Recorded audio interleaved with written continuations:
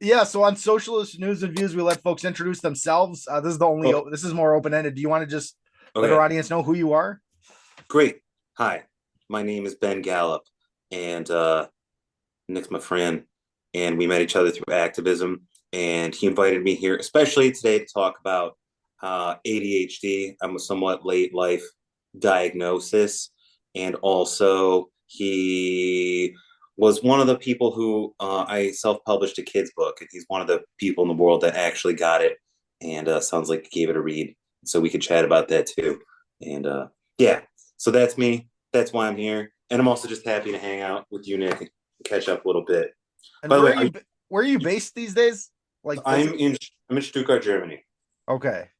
And we met in the on the west coast of the United States, right? At Yes, or different the things. first time we met might have been I came through Minneapolis a couple Okay, times. maybe we met Once here then. for a summer camp. So, but I don't know. It could have been either of those. I think it was I did, before that because I think it was when we were driving out to the west coast to do summer camps because we weren't really doing anything like that here. I don't think. I don't know. Anyway, but yeah. So it's been a while. It's that was quite a while ago. So it's been like what, at least a decade, I think. Probably yeah. more. I'm drinking out of a special coffee mug for you today, also. Oh, look at that. So Minnesotan. That's beautiful. That's wonderful. The yeah, so the book that's Sammy's Attic, that's the name of your children's book. It actually came out in 2021. It's so weird because I remember you were like, "Oh yeah, it's gonna be coming out." I remember us like talking about it, and then I kind of like, got ADHD, out in the world, and I forgot all about what was going on. And then I was like, "Wait a minute, I see. It looks like that did come out." But I wasn't like paying attention when it actually came out. So That was a great. the book is I have a free books table. I got a few copies of it, so I'm actually going to this disability justice event on the 22nd. It's like part of the Women Against Military Madness, but they have like a families like caucus or grouping or whatever that they're kind of like forming to be more like inclusive of families and kids and everybody. But anyway, they have this disability justice event, and they're going to have like a kids and young adults books area, and I'm going to have that set up with a bunch of stuff. So I'm going to have some copies of your book as well. But anyway, the book is about a child who survives a wildfire, but the town that he lives in is destroyed. He ends up going to a new school, um, and kind of dealing with his grief and all this stuff. Do you want to just talk a little bit about the book and then how you ended up Sure. coming to write that book? Yeah. So it came when there was one of the seasons where Seattle had really bad forest fires, and it was so bad like you definitely should not be walking around outside. But even in my house, there was like particulates in the air. It was just gnarly. So, like I couldn't go outside. Um, and I'm a teacher, so I didn't have to go to work, thank goodness. But anyway, I was very much trapped indoors, and I just started writing. And I had the idea to write a kid's book before, but it was one of those. I think I like clicked into ADHD hyper focus, and for a week I just hammered out this book, and it was all I could think about. It was like laying there at night and having all these ideas of how the plot was going to develop and all these cool like intricate connections so that it would be um just like a really well organized story also. And I didn't actually intend it so much to be a book about boys' feelings, but I think it's just because that's kind of who I am and what my part of my life journey has been is like that's what the story ended up being. And I didn't lose my home as a kid to a fire or anything like that.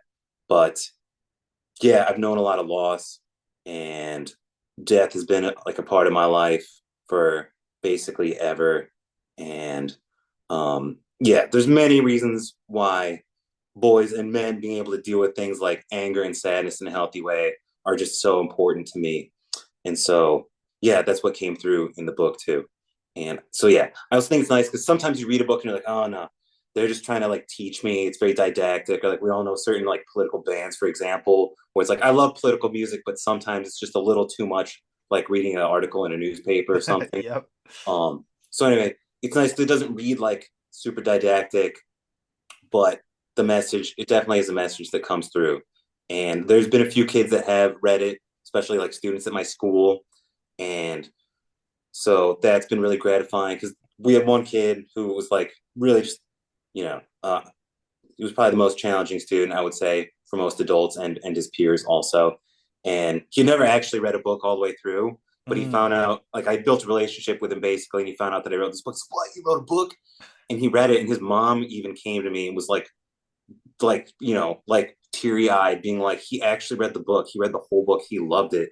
He just wanted to keep reading all the time until he was done with it. Um, and thank you. So that was probably like my peak moment where I was like, the fact that I put so much effort into this, if it reached that one kid, and it was all worth it, you know. And Oh, I it's do, true. I get that. I get that. yeah. Yeah. I, I'll w- keep. I would love for more people to. I would love for more kids to read it. Um, I have, like, I'm not great at promoting. I was pretty active about trying to get it published for a while, and at this point, I've pretty much given it up. Yeah. So yeah, You can get it as an ebook, I believe. I think I saw it for like 99 cents or something like yeah, that on Barnes and Noble. And you can still get the book from Amazon and other places, but I think you said you don't get much out of that, but still you can still read the book at least. And yeah. that's an important part, getting the ideas Exactly. and the vibe out there. I priced it as low as I could to actually just have it on there. So I get like 2 cents when you get Yeah, a paper copy, which it's kind of nice to have a paper copy. I'm a true believer in paper. But me if you too. want an ebook, you can really just hit me up on Instagram, and I will send you a link to a Google Drive file, and I would be happy to give it away to anyone who wants it. Yeah, that's great. Yeah, and like I said, I'm having copies at my free book table, so I give away a lot of books, hard copy books. I don't know if it's ADHD or what it is, but I have a lot of trouble reading on screens. My dad says he only reads books on Kindle anymore, but like I do not have a lot of luck with that. I'm reading a document on a screen right now. I'm like, I got it like really big, so it fills the screen really good, and I'm kind of like working my way through it. But even there, it's like I just don't. It's harder for me to engage with it for whatever reason. So Yeah. yeah. So I like to have the hard copy books, and and it's good, the like I remember at one of the events we were at, um it was like a labor event, like big discussion groups and stuff, and there were some kids out in the hall. And so the parents were like, "Here, if you're gonna sit out here, like read a book or something." So then they could physically give them the book. Actually, I think the guy took away one of the kids' phones. He's like, "Okay, no, we're gonna do a books thing for like a little bit here at least without any phones." So he like gave him the book. He's like, "Pick a book and read a book." So, at least, with the hard copy books, wherever you are, even if you don't have any signal or whatever, you can still um, read a book.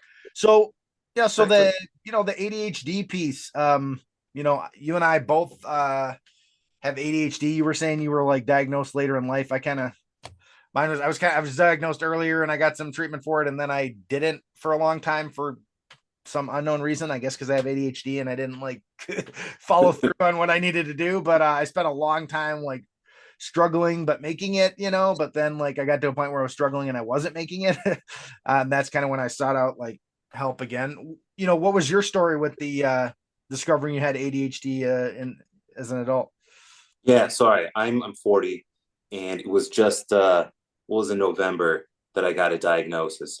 And basically, there was a period of a year leading up to that where I started learning a little bit about ADHD and thinking, "Huh, that sounds like me. Huh, that sounds like me." And then there's probably a technical term for this. I don't know what it is, if there's, but it's like one new bit of information that instantly lit up like all these stars, like a constellation. It was like everything made sense all of a sudden through this. And so yeah, that's why I went ahead and I'm in Germany and I have socialized medicine. So like I literally just went to a psychologist and paid nothing and got a prescription for €5. It was awesome. Anyway, That um is awesome. Mine was a yeah, lot more complicated than that. or yeah. So but I would say like the main symptoms that finally were driving me was like scattered thoughts, overwhelmed. Working at school is just like a extremely stimulating environment, which is part of the reason I love it. And for the first 2 hours, I'm in the building interacting with kids. I'm like, oh, it's school, let's learn. Yeah. But by noon, I'm just like crashed and I'm useless. And then like I can turn it around and have another wave of energy. But just these huge ups and downs, being like stimulated and then being destroyed, and being stimulated and then being destroyed. It started wearing me down. It wasn't productive. And other things like I wake up every morning almost like that. I don't know if you've seen the movie Memento, that guy who he's got like, Mm. can't remember anything. So he has like tattoos about this guy that like killed. Right. So he sees the mirror and he's like, oh yeah, I have to get revenge or whatever. Okay, so I don't have to get revenge on anyone. But I do. I wake up every morning being like, wait, life? Where am I? What's important to me? What did I decide yesterday is how to live? Like I have to like reorient myself to the Mm. world every day. So I have, little lists and things I read where it's like, Yeah, yeah, yeah. here's my morning script. Nice. Now I slow to a stop. Attention is the most important thing, then body, then imagination. All this is to cultivate present being. Now I feel my feet. Now I feel my. So, anyway, I do this, and it's nice because it's an anchor that gets me back. It's like I'm in my body instead of all these broken thoughts. And Um, it helps. It works. it helps so much. That's awesome. Yeah, it really just gets me on the right track. So, I would say those are the main struggles that I've had that like made me want to seek treatment. I guess also there's a sort of a related thing of like depression essentially. Like when your dopamine crashes, you can just feel like I don't know. Sometimes you get these waves of like like why am I alive? There's no reason to do anything, yada yada. And then, but it's been so interesting just thinking about brain chemistry. It's where like I know there's a lot of real reasons one might be depressed in this world, but also there's a whole other way of looking at any situation where you can be positive about it and want to live. And I started to realize how it's like it's not just the state of the world. It's not just having maybe like a pessimistic philosophy or whatever, but actually the chemicals in my brain are preventing me from feeling happy right now and being productive. Right. So all that was like, all right, I should at least try getting a diagnosis and some medication. And yeah, it's been awesome. Do you like your meds? Yeah, I do. I like my meds. It helps a lot. Well, yeah, so I took Ritalin when I was in high school. I was diagnosed first with ADHD back then because I was, like not concentrating and not like focusing in class. I was telling my wife that I got this in fifth grade. They gave out like awards to all the kids, but it was kind of like they like a lot of them weren't like real awards. It was just like a fun thing. But like my award, I can't remember if the class like created these awards. I don't remember how it worked, but I got the award for the person who wants to move on to the next thing before we finish the thing we're working on now. So that's like the encapsulation of that whole piece. So I got on Ritalin in high school, and I remember I had before that we were using other systems to like try to help keep me focused. I had some like sheet I would take around to classes, and then like teachers would write like how I was doing on the sheet. But it's funny, I held on to the sheet, so everywhere that the teachers didn't have to write, I would like doodle all these like drawings and like write all these things or whatever. And it was so funny. And then I would like turn in the thing at the end of the day, and it would be like, every space that wasn't like a teacher's signature and like a little writing was like filled with crap. But it's funny because after I got on the Ritalin, like I didn't draw on it at all. Like it didn't Oh, that like the sheet looked like normal and pristine damn, and stuff. that breaks my heart a little bit, actually. And so like so I mean I still did other things, but it was like I don't know exactly how to put I don't exactly remember it, but it was more like there was more of a whole structure to being in school or whatever. But then, later when you go to work, after high school, for whatever reason, I didn't keep taking Ritalin. I don't exactly remember how that all came to pass, but it's like, well, if we need to, you can get back on it again, blah, blah, blah. And that's how we kind of left it. And then to be honest, shortly after high school, I started drinking a lot. Went to Europe with my dad, started drinking in the UK. And then like when I came back here, some people were like, oh, this guy likes to drink or whatever. And so then, I was drinking like quite a bit. So that's what I was using to cope basically, like through went to community college and I went to college. And I like managed to get through and everything. And then had a bunch of struggles to get through the things I was doing. I ended up going and getting a master's in nursing. But again, it was like a struggle. Like I didn't work during that time, which was nice, but I ended up having to take out a lot of loans. But it's like it was a big struggle. Then I went to work as a nurse, which was pretty good. But then with the pandemic, trying to get our protective equipment, like changing the kinds of patients that we had, not having the staffing we needed, all this stuff was creating like a whole new environment that was like becoming extremely difficult for me to manage. And then at the end of 2021, it's like I went on a leave of absence from work because it was just like overwhelming is the word that you said that I would say is very similar here is that, I felt very overwhelmed. And when I had like, it's kind of weird because when I had like suicidal ideations or whatever at different times when I was feeling depressed, it wasn't even really like, oh, like everything's so bad I should die, or like, oh, I'm, like the world will be better off without me. It was more just like, I can't handle this in any way right now and I don't know what to do. So like I wish I could just go away from it and like not have to deal with it, but that's not like an option. So I just felt this very like overwhelmed feeling. And then when I was able to get on my meds, I got on Strattera now, so it's a non-stimulant I option. don't And even know then what I that is. and then I also atomoxetine, so it's a well, anyway, so I think it's a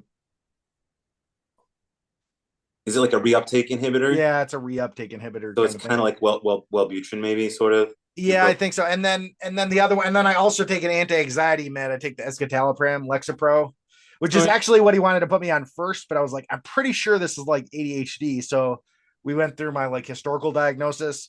There was a few different ways I could get diagnosed. I ended up getting a psychologist who's a nurse practitioner, and they were able to give me the diagnosis. My mom got diagnosed recently. She's in her 60s and she's never had a diagnosis before, but it's very heritable. So it's very genetically based. Um, and so she went through the whole process, the like many hour like tests, and then they kind of like reported to her, like I think it was like a 3 hour test or something that she had to do to get the official diagnosis. But anyway, she was diagnosed. So yeah, the meds have really been helping. When I first got on the meds, actually, it was like I would just sit there and I enjoyed like sitting there and like doing nothing almost like like I don't have to have the TV like blaring, and I don't have to have like the radio going, and I don't have to like be like doing something. I can just literally sit here and I can listen. Oh, there's an airplane going overhead. Oh, there's like a car is passing by. It was so weird. And then I also got like more insight um into my condition, my disease, my disability, whatever. And like for example, I remember I was getting my eyes checked. I was at the eye doctor and I filled out this form and I turned it back in. And like literally after, as soon as I turned it in, I was like, I bet there was a whole section on there I skipped because it was like really long and I didn't like properly look at it. I was like, can I get Yeah. that form back real quick? And I looked at it and exactly the section I was thinking I skipped, I like actually skipped. Well, Oh, okay. Well, that's like, helping give me some insight into what's going on. I've also been napping more, which like I don't think I could. uh, I don't think I could have napped before I had my meds, but it's like now when I get an opportunity on the weekend or one of the days when I'm not like don't have to physically be anywhere during the week because I'm on call like all the time, but I don't have to like I'm only in there on like Fridays and Mondays checking on folks at the group home. I work with a couple of group homes now in the community. So yeah, when I can, I like to take like a little nap, and that I feel like that really helps me too. So you heck make yeah, your lists. You've got medication. What else do you got? Other things that you do to help yeah. your mental health? I guess those are the main things. Like mindfulness meditation is really important to me. Sure. Also, just like focus on your breath. Keep when I get lost in my head, I just keep quickly coming back in my body, and that's practice for the whole day. Um, yeah, I wouldn't say I've mastered it. I'm also on a very, very low dose of Ritalin. I'm on 5 milligrams Oh, sure. a day. So it's like, and it's like the slow release. So I'm basically on like a kid's level of Ritalin, but it helps me so much. That's And great. it's funny, a lot of things you say, I can relate to, like this idea of needing something to do or like being like ready to move on to the next thing. I know my teachers a lot with that and my impatience, and I think like I have a lot of memories of being a kid or even in high school. We'd be hanging out, and be like, "So what are we gonna do?"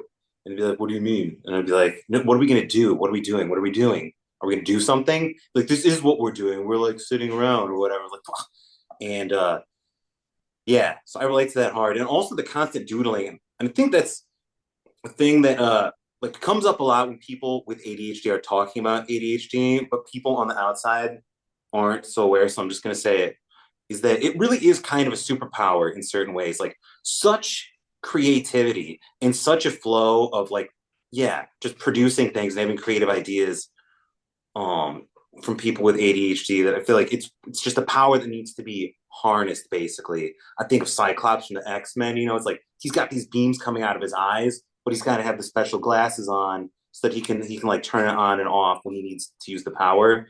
Um so yeah, and that's another reason why like I think like I'm glad I'm taking some meds, but I don't want to be totally reliant on them. I think it's nice to the best of my ability to have like non-pharmaceutical strategies so that I can kind of be like, self-mastery, but also taking the meds has made me realize the limits, like the limits to what you can do with like non-pharmaceutical strategies.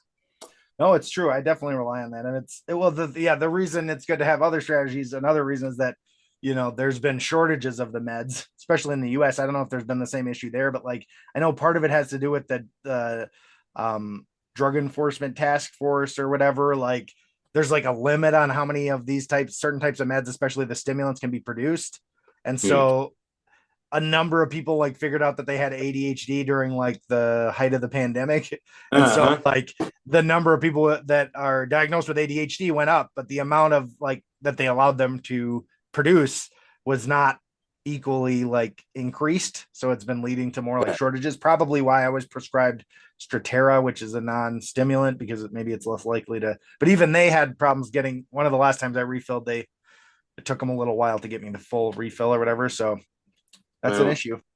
man, I'm curious. So, especially like for all the parents and teachers who might be watching or listening to this, like when your teachers gave you that little card where each teacher had to sign off on how you did that day, like was that a strategy that helped you? Or looking back, is there anything you wish your teachers would have done that would have helped you out? Whether it's like teaching strategies or like just not judging you or patience or what would have helped you think when you were a student? Well, I mean, I, I don't remember if I don't really remember how well the little sheet worked or whatever. I mean, I guess it made me kind of like cognizant of what was going on when, like I said, I kind of didn't have a lot of insight into what I was doing all the time. But I think, I think the best strategy was like teachers that were really interesting Hmm. and good at teaching Ah, were easier to yeah, focus on. And, yeah. teachers that are really boring or different. Like, actually, this is outside of high school, but like in my microbiology class in college, hopefully the guy's not watching. It's like, I thought that was a super boring class. We had to have his lecture, and then we also had to like listen to his couple of his lectures on like voice notes or something.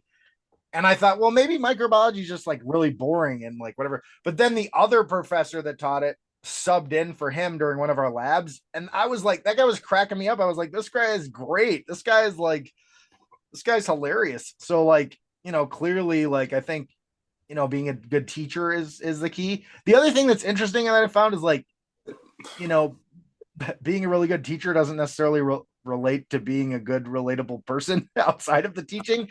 So it's weird Yes. because some of the teachers that I found that were most like engaging as teachers, then I've like tried to talk to them like after the class is done, and it was like really awkward. So I'm like, that's kind of an interesting piece as well, that there's we can focus on our strengths and where we can do our best without we can't all be good at everything. So Yeah. give people You, some you grace. mean, I'm so like interested in what you said right now because like for every kid, having a teacher who cares and is like interesting or Yeah. whatever is a connection. But people with ADHD, like if we are not getting a hit of dopamine, like if it's not Yeah. really like stimulating us Yeah. intensely, we're gonna tune out. We're gonna doodle on the card. We're gonna daydream or whatever. So Yep. to have a teacher who is like really truly engaging, I could see for people like you and me, is really just extra important. Right. Wow. And I mean, even more like caring about the material, to be honest, even more than caring about us or like Like really being engaged with the people in having the the classroom is like they being animated. really get into the material and they really like find it interesting themselves. And Yeah. so they engage with it in a very like, you know, Do you exciting manner. on a related topic, do you find you get along really well with other people with ADHD? Because Yes. for example, like people who don't have that intensity, was like, I love people. Why am I bored by people? It's also been a problem with like dating and stuff. I'm just like a lot of people just aren't interesting to me. It's like I love you, Right. but I'm not interested in like Oh, these it's true. people. But some people who are really intense, they like give me the stimulation I need. And I think a lot of those people also have ADHD. Would you say that's true? Like not just with teachers, but other people in your life? Well, maybe teachers too, but yeah, I feel like they definitely like congregate together. There's definitely some of that. I mean, I was always the person that could deal with other people that other people couldn't deal with, for example. Like I remember even in like workplaces, they're like, you sit next to this person, you're great at dealing with people that we don't want to deal with or whatever, like that kind of stuff, or like talk to this customer or whatever. And it's like, the intensity never really like scared me off or whatever, like it Yeah, was yeah, yeah. usually like, more like I found it interesting that, I'm always interested in like, why people behave in a particular way or whatever, or like, human nature or something like that, like trying to figure out what, why people behave in the way that they behave. And, so I always find like, real characters, so to speak, are fun people, can be fun people to hang out with. Totally. But yeah, I mean, even there, I can get overwhelmed. After a while, it just depends. Yeah, I can't do it forever exactly. Yeah, yeah, for, yeah, for a yeah. I period of time, and then I need to like, formula. Yeah, be by myself or something. I don't know. totally. Yes. I It's have a hard interesting. time doing it, like being social at all for long periods of time. But I think part of that is like part of the intensity or like being able to like suck in so much Yeah. information and process it is empathy. I know a Mhm. lot of people with ADHD have really intense empathy. Like we're really good at cues of like Right. how we're feeling, what's going on. Yeah. That is the like rejection sensitivity, dysphoria of like we are have our own little sensitivities or like a Right. fragility in a certain sense. But yeah, I feel like we're also tend to be, unless it's combined with like I know some people sort of have like like the ASD spectrum also can mix with the ADHD. But I think a lot of people with ADHD are also very empathetic and really good at reading other people's feelings, which can also be exhausting. But also, That's exactly what I was gonna say next. Is like, yeah, definitely sometimes I found like I had another period where I had some problems with like numbness in my hands. I don't think it was related to my meds, but we were like, was this related to my meds? So I went off of my meds briefly. I was on vacation and I went off of my ADHD meds, and it was like clear that it was not working. like I was like I it was kind of like I was trying to manage other people's expectations and emotions and other stuff like constantly, to the point that I like couldn't function almost. Like we were just trying to figure out like what to do next. My dad was down on this vacation with us and he usually isn't, and we're like, where are we going to go next, what are we going to do? And I was like, well, he doesn't want to go till this time and he wants to go to this place later and we got to do it before the rain and like blah blah blah. And I'm like, I had all these things going in my head and I couldn't like come to a decision. And I started just like pissing people off because they thought I was like, I don't know. And they're like, you're putting words in my mouth. I didn't say that. And I was like, oh, I'm just trying to like figure out what to do here. And it can be very exhausting for sure. And definitely I noticed with the medications that not only does it help in general, but I also like am more aware of the things that I'm doing that could tend to exhaust me and yeah, it maybe exhaust other people. and exhaust other people Did you and overwhelm me. were you a kid who would like annoy people for entertainment? For example, like my brother or my dad, I would just I don't know, I would like get in their face or I don't know. I would Well, just I don't know if I did it for, I don't know if I did dopamine it hit. like, I needed I don't think I did it on purpose most of the time. But like I didn't grow up with my brothers, my half brothers, and I didn't grow up with them. But then like I remember when they came to visit, I was being like super annoying to them. And I don't know if it was like a jealousy thing or like I just didn't like these people being here, or if I really liked them. I really don't even understand what it was at the time, but I was like, they were kind of being annoying to me, but I was being like extra annoying to them, like trying to grab their hat or like do all this other stuff. I was like super annoying. And I still don't fully understand like what the exact basis of that was, but I do remember it. And I can imagine now thinking about it that it was extremely, extremely annoying. But it's just, yeah, I don't think I did it on purpose exactly most of the time, but I almost couldn't help myself sometimes, I think and then also, like had like expectations was another piece that if I had like I couldn't really deal with things like changing if I already had like kind of a concept of like how things were going to go. It was really difficult for me to change because if like one little piece changed, I'd already like set up all these things in my head of like how things were going to work out and I couldn't like rearrange the pieces. That was a really frustrating part as well. You can relate, it seems I like. can relate so hard. Yeah, your girlfriend would be like, "Wait, instead of doing that thing, what if we did this other thing?" I'm like, "Wait, I figured everything else out, and like I can deal with it, but it's gonna take. I have to like recalculate a lot of stuff, Yeah. and but sometimes the deer in the headlights look. People, whether it's like a friend, someone I'm dating, or my boss, whatever. When I get the deer in the headlights look, I think they. Well, I don't know what they think. feel like something's wrong, but it's like I just need a minute to fix the entire structure I had that I fit that piece of information into. Yep. There's definitely that. Yeah. Well, I mean, I think that covers a lot of good stuff. And I think people out there that, think they might have uh, attention deficit disorder or attention deficit hyperactivity disorder should look into doing something about it. They don't make it easy in the United States to do stuff about it. They make you jump through a lot of hoops, which can be obviously difficult for somebody that's already struggling to focus in and like kind of, bring all these pieces together. But anything else you want to share before we wrap up? Um, um, well, let's see. I guess not. I was trying to think of some way because it Well, is I mean, so you said new what to. about the kid? What about looking at, from your vantage point, like seeing the kids and the people that you're teaching, that kind of thing? Do you have any experience with seeing the kind of the issue from the outside that way, or? Well, I guess I'm able to understand and notice hyperactivity and stuff in my students and attention deficit. So one thing that being a teacher has taught me is patience.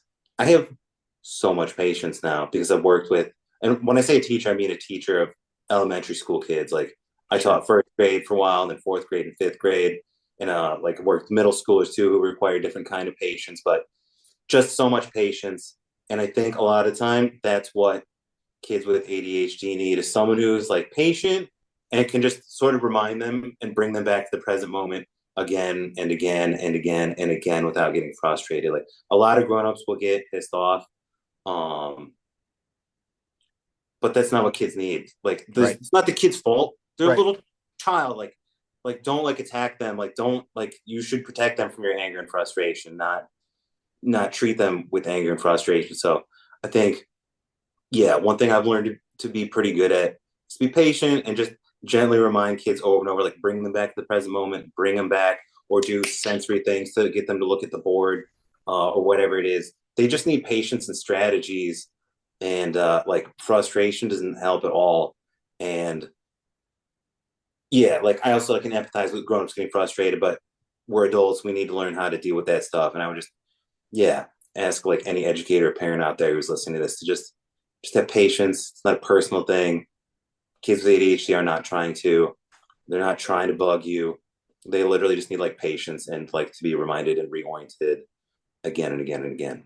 And that's just who they are. And you gotta love them anyway, and appreciate the other things that they are good at. Well, I really appreciate your time, man. I think this was a good Yeah, conversation. I appreciate yours. I was